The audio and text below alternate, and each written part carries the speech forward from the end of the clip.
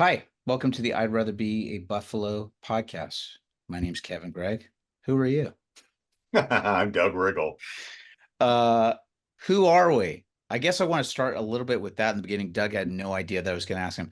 Who am I? I am a creative director, writer. I've been in the entertainment business for a number of years, but especially over the last 10 or 15 years, I have been thankfully sober from alcohol, dealing with control issues, victim issues, just working through massive feelings and stuff that I go through, and it's part of what we do here on the show. Doug, give them like a little 15-second. Who are you? 15 second. How about 15 years? Yeah, Boy, right. I am a communicator and a writer by trade. I deal with organizational change, the work I do, um, follower of Christ, survivor of abuse, and passionate about orphans and adoption. And I could go on and on and on, but there's so many layers to it. And I've gone through a lot, lived through a lot, and going through a lot. Um, but yeah, that's Yeah. in a very fractured nutshell who I am. Yeah. Well, it just sort of popped in my head the other day because I just realized, like every time that we're doing these things, I'm going to realize that we're going to be having people that are going to be showing up and just like going, yeah, who are these guys? Right. And it's like, and honestly, every time that we do this, we want to make sure that you guys know who we are. And part of the reason that we created I'd Rather Be a Buffalo, first of all, it's a book that is based off of Doug's life growing up, discovering his adoption, also navigating the challenge that he had with adopting a son, also a son who ended up committing suicide in his early 20s. Lots of challenges and things that Doug went through. Um, not only with his faith, but getting through it. Challenges that he's facing right now as he's battling cancer, and then the challenges I face too. And the reason that we ended up developing this book and just making this into a larger thing was we realized that we have both gone through and continue to go through challenges, but it's with our faith in Christ that we do this. And we also want to be able to reach out and to help other people. That's us a little bit in a nutshell. Welcome to the show. If this is your first time here, we're glad to have you. If you're not, thanks for listening to us on that. We have been talking about the last couple of times, um, and one of the tools that both Doug and I use is writing, journaling. This is a continual theme that you will hear in what we do. This is part of the process that we've gone through, and Doug, I think I'm going to start with you because I got some stuff that's set up for us on the back half of this. But Okay. we were talking about uh, we were talking a little bit before this with a pre-show as we are prepping for this about thinking about how writing can help. And I wanted to ask you how you got involved in journaling. It started back in high school, maybe junior high, high school time frame. And I was just struggling with life in general. Knew I was adopted, but there's nothing I could do about it because I promised my parents I wouldn't do anything until I was 18. I was struggling with my relationship with my dad. I didn't know the guy liked me, much less loved me. I learned a lot later in life that he did love me, does love, did love me while he was alive. Um, but back then I didn't know that. And I just bullied in school, fat guy, overweight, struggled with a lot of identity issues and found my niche later in high school, but the writing kind of helped that. And I started writing what I would consider, today they call it fan fiction. So I took these different scenarios from life. So my two favorite things back in high school were Doctor Who and Battlestar Galactica. Yeah. And I melded those two things in with my personal life and created a journal day by day that interwove what was really happening in my world with those worlds as a way to help me escape Mhm. and as a way to help me process. I wasn't thinking that way back then, but that's exactly where it all began. I was really processing what I was going through the escape mechanism of writing and weaving in these fantasy worlds together in a way that really helped me get through high school and part of college. Yeah. I get it. Yeah, I discovered journaling as well when I was in high school. You'd start doing it through some writing exercises, but then also especially in college, uh, when I was doing that as an actor, you'd start doing that as part of your acting process, which is like, hey, get a journal and write about, what your character happens to be thinking. And so you do this long stuff. And I think for me, it was when I started getting into my early 20s that I realized like, oh, hey, I can also start like writing down about the stuff that I'm dealing with, right? And I think that was, and that's sort of the big focus that I want to look at today, which is, this idea of for me, and I'm sure that you've had this too. We'll talk about that in just a moment. But for me, these moments where I really had these, crazy or dark or frustrating, thoughts that were just kind of going through my mind and dealing with stuff, and writing it down on paper gave me a place to capture it the best, to kind of do that. Um, when I mean, obviously you were doing that through some of your fan fiction stuff. Was there was there a specific point that you remember this transition for yourself that might have happened in your writing of like going, "Hey, I'm going to get out of I'm getting away from the fiction stuff. Let me actually get into what I'm really going through and what I'm dealing with." That happened after college. I was living in Ohio and I was struggling with depression, and I started seeing Brian, um, really great counselor in Central Ohio, lovely guy, and he got me into writing as a way to kind of process through what I was dealing with. And I remember his very first assignment, he's like, write a letter to your father, don't send it, Right. but write a letter to your father and talk about, and I forget the situation, but he's like, talk about the situation Right. and express how you feel. Yeah. And so I wrote it out, and I came back in the next time and read it to him. And we'd start he'd poke at things there and prod on things. And that just kind of became the way then each session. Okay, now write a letter to, he had me write a letter to my biological mother, I Mhm. remember in one session. And he's like, you're probably angry at her. I'm like, how can I be angry at someone I've never met? Yeah, right. But through the course of writing, and like, why did you give me up for adoption, but you kept my older sister? Right. And so, and I'm like, I didn't realize that was causing anger in me, but it was. Yeah. And so we worked through that process and talked through that, and came out on the other side of it much, much more healed. Yeah, there's something that happens when these thoughts are kind of like just flying through your head and you just real and I think that maybe I'm going to give some broad strokes here. And again, I'm going to say this straight out. Doug and I are no experts on this at all, right? Like we are basically guys that have gone through this and navigated through this, and it's part of the reason why we share our experiences and share what we have discovered that's helped and try to help with you. But by no means are we experts. We're just trying to share what we've experienced in our healing journey. Um, but and again, this is very broad strokes, but I'm wondering if this is a thing that also happens with guys that we just kind of we have the thoughts and just kind of go, that's done. I had that feeling and now it's done, or it's either seen as a sign of weakness, or the other thing is too that we're also raised by a generation that, was just like you don't show your feelings, you don't talk about your feelings, you don't express them, right? Um and maybe that's gone a little too overboard the other way, right? I do think that there's a fine balance with it, but there is something to be said where you're raised with people like going, you know, don't cry, don't be frustrated, and there's a tendency to go, that's just kind of gone through my head. Let me move on and not talk about it. Did you have those experiences yourself or no? Oh, absolutely. My father was the king of, he could have emotion, which was usually anger, Hmm. but he was the only one in the household ever allowed to express it. And Hmm. that put so much frustration on me because I could never be angry. I Yeah. could never be too happy. I could never be too sad. I could never be too angry. I had to just stuff it all inside of me. And I Yeah. remember one time, about a year or so into counseling, and my counselor, it's like, and I'm a huge introvert, and um, we were talking about that. He's like, I bet though, when you were younger, you were an extrovert. Hmm. Just in some of the things I had brought up through our conversations, he's like, but your dad taught you that that wasn't a good way to exist. Hmm. And he pushed that out of you.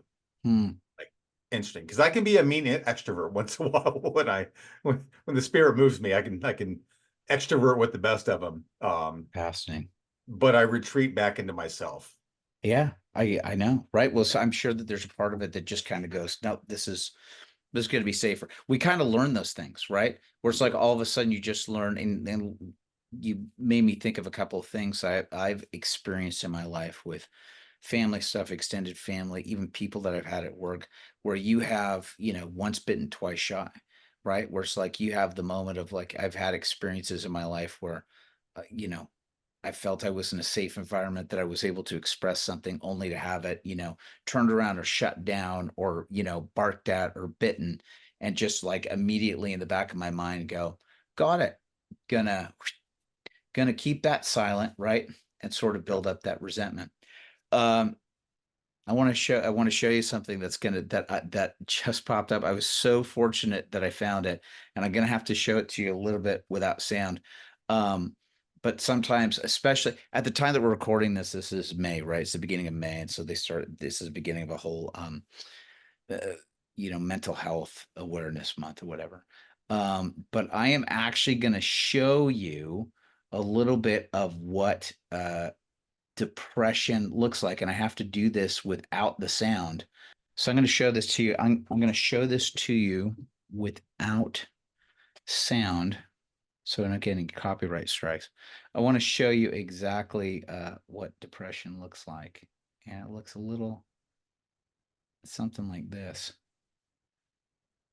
This is this is me almost 12 or 13 years ago. Can you see that? Are you in the red in the I middle? am in the red, and there's going to zoom in just a second, but this is mayor of Toontown. This is Mickey's Toontown Morning Madness. This was an event that they used to do. And yeah, that is me. that that is me about 12 or 13 years ago.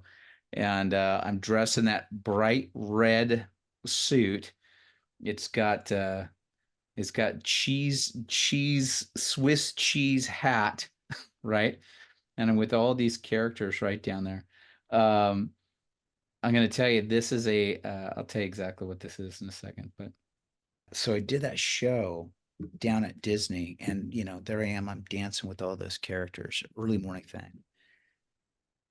I was probably at my most angriest, bitter, depressed, right? During that whole time period. I mean, you'd see me out there and kind of smiling and dancing and doing all that stuff, but backstage doing those things, and God bless all the other performers and stuff that were in those character outfits and stuff like that. I mean, they were just such hardworking kids for sure. But I was in probably one of the most darkest periods of my life where I was so frustrated and just like did not know the direction of what was going on with my life, my career. I was just so filled with so much bitterness, and there was so much sadness and depression and anger. And I was bringing so much of this home because it wasn't only there, but it was at different shows I was working at.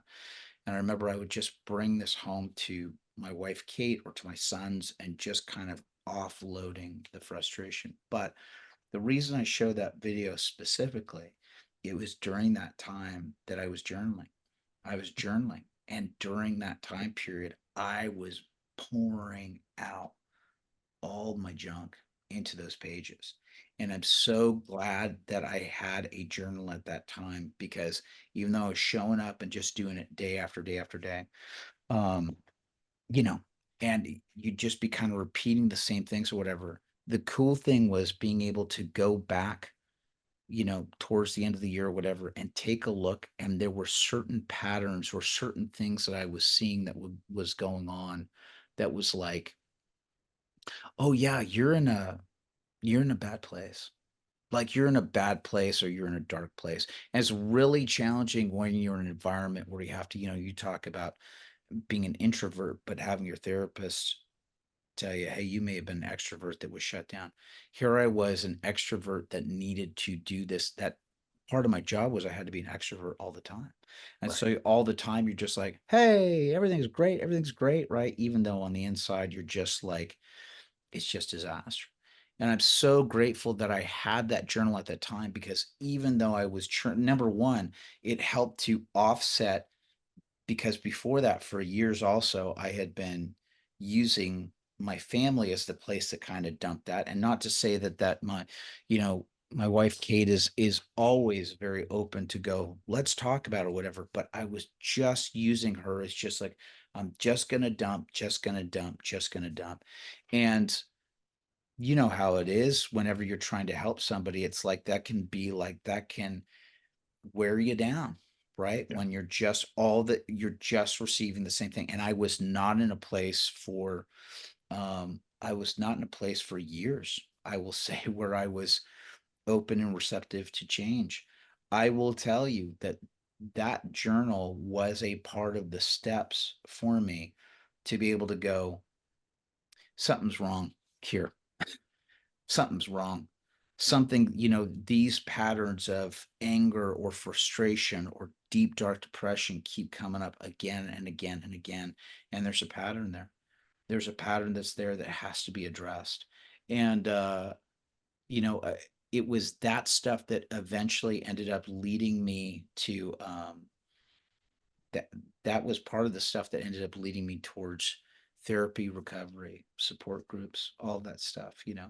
Um, But if I had not been writing that stuff down, it would be like, I'm fine, I'm fine, I'm fine, pushing it off, continuing to turn to things like booze I was just using to try and just get through that stuff. And but I'm grateful for that, that I had a place to be able to just dump dumping the Yes. stuff on something that's other than another human being, right? Right. You know, and Completely not to safe place. yeah, and not say that that's not a bad thing, but like it is something to be able to go, I need to get this stuff out as crazy as it is, or as dark as it is, or as deep, whatever this is, but I need to capture it. Like I need to capture it and get this down, or at least at the very least, getting it out of me. And there is something that happens where it almost feels like it's a purging. It's like I'm at least there's at least some sort of action that's happening here where I'm getting it out of myself and this isn't staying inside and festering, you know? Yep. Thoughts on that for yourself? No, I mean it's absolutely spot on, and just the ability to it's kind of like a scraping the way I think about it. I'm scraping through all the stuff in my brain, in my heart, and I'm trying to scrape off the bad stuff, Mm, but I've got to put it somewhere. mm, So I'm putting it down on paper as a way to help get it a little bit out of me.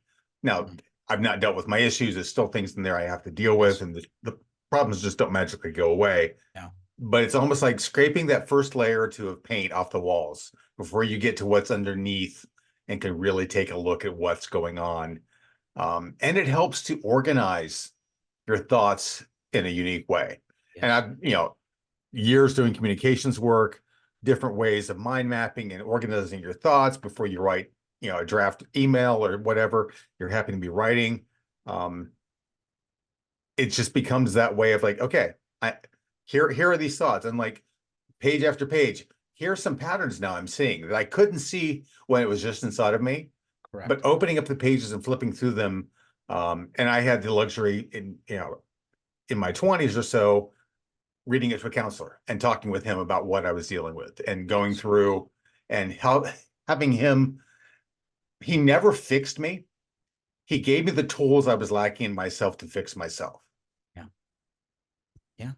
I mean, I think that what you just said too, of this idea of just being able to like look at that and to identify that stuff. And again, it's doing the first step because all of that stuff with the writing and the capturing of the thoughts and seeing the patterns and everything that was there, it led me to one of the most important questions about this, which is like, what am I going to do about this? Right? Right. Like, I don't want to stay in this. I don't want to stay in this cycle. Right? Yes. I can see, and I felt it over the last year or years.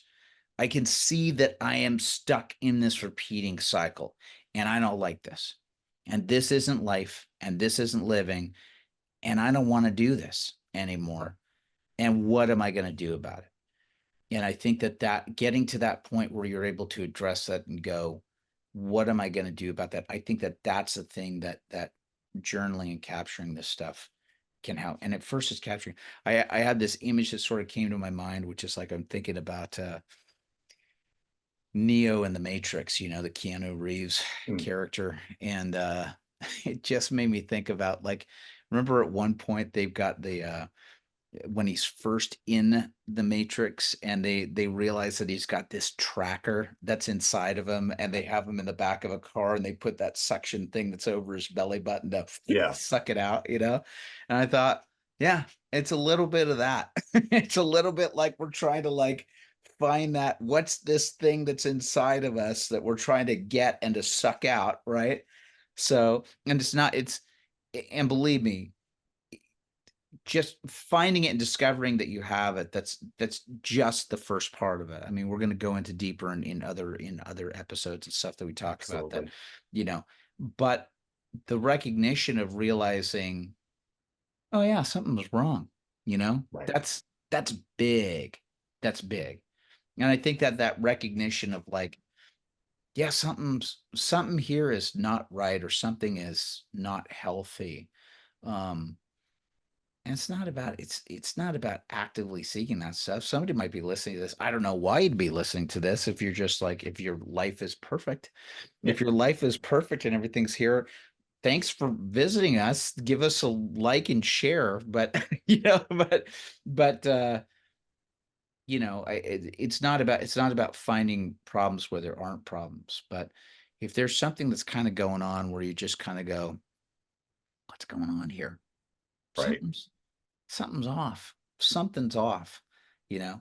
And it's not about doing a keeping up with the Joneses thing either. Like, well, that guy's got all this stuff, and this person's got all this stuff, and I want to be like them. It's not about things. It's really about checking in. Like, oh, why am I feeling this way? Yeah, Why am I so prone to? Why am I so prone to anger? Or why am I so easily? Why am I so easily hurt and offended by things, right? That's yes, a big thing, right? Like, somebody will say something and you just go, it's one of the things I have to protect myself, not protect myself on, but really address. Like, sometimes there'll be things where I get, like, a criticism or something like that. And, the first reaction is like somebody has punched a hole through me. And you just kind of go, hold on, man. It's not that, right? It's like, hold it, assess that for a second, right? Like, what's that about? But we have to sort of recognize these things, you know? yeah. I had to learn that one the hard way.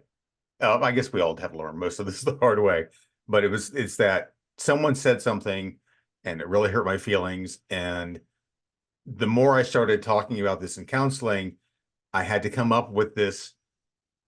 I had to want to change, for one. So many people get stuck. They understand their problem, but they don't want to address it. Hmm. But I'm like, life's too short. I want to address these issues and move forward with my life. And I had to create like little tricks in my mind. After a while, someone offended me. My first question, instead of being hurt, is it within their nature to offend me?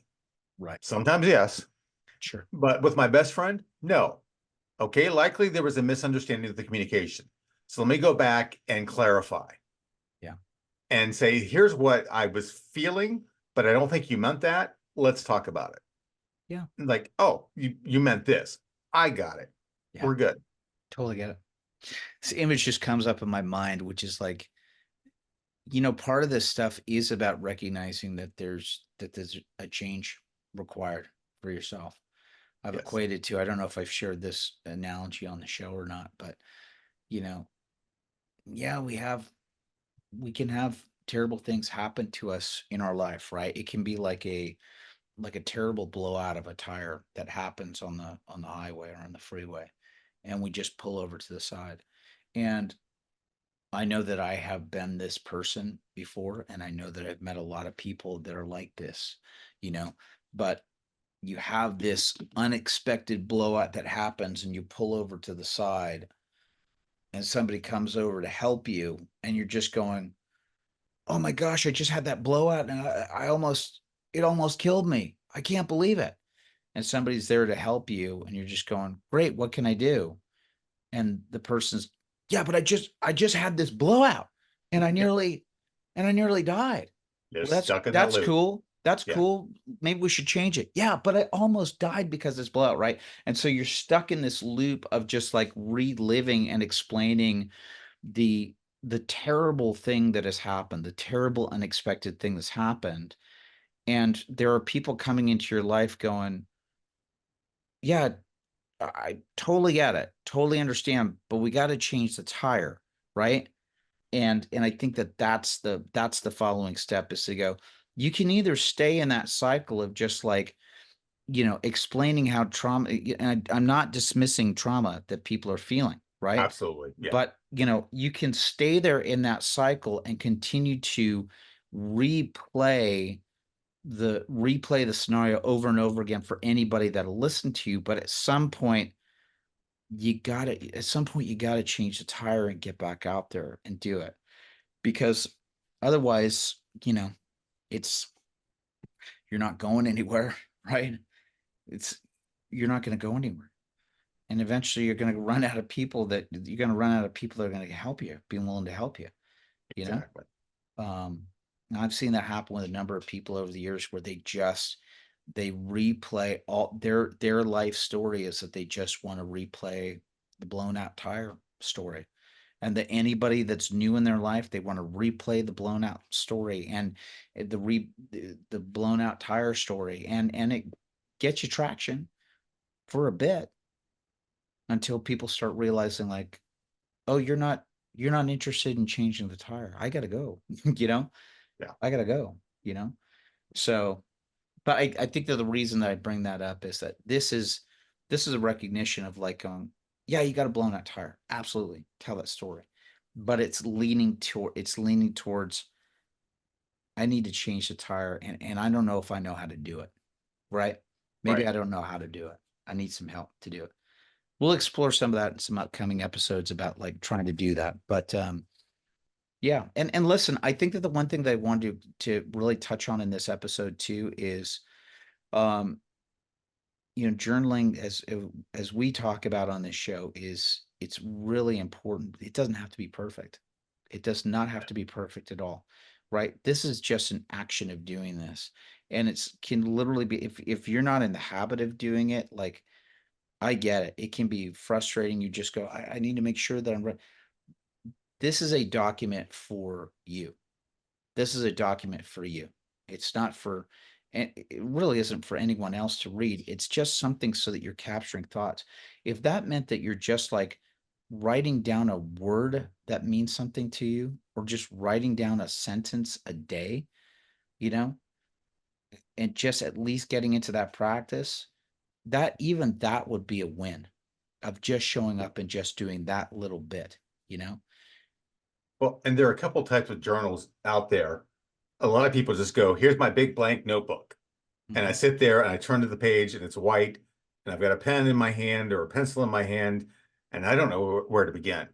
There are also guided journals, which are great because those walk you through, here's some stuff to think about today.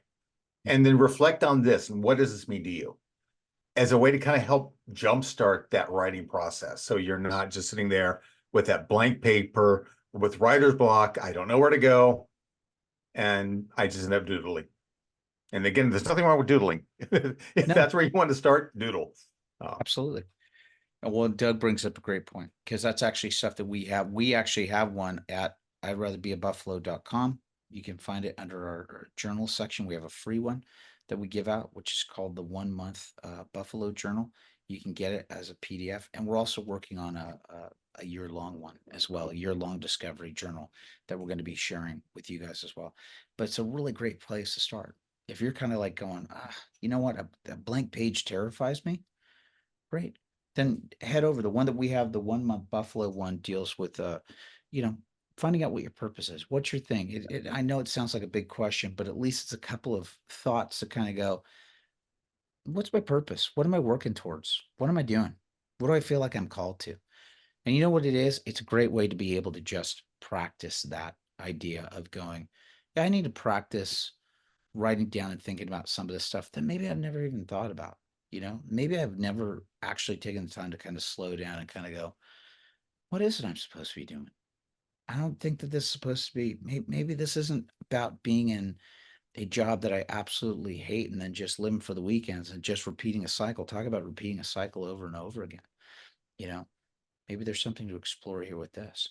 You know, so we have that over at our website. The best way that you can help us. Number one, if you enjoyed this video, please like, share. If there's a friend of yours that's going through some stuff that you think that what we talked about in this video will help them, let them know. Also, the other best way to keep up to date with everything that we're doing, head over to Instagram and follow us at I'd Rather Be a Buffalo. If you find us at I'd Rather Be a Buffalo, that's where we have our most up-to-date recent postings that are there. So you can be, so you know when we're launching stuff and what's going on. And you'll also find little bits of inspiration to help you along. Closing thoughts for this episode, Doug.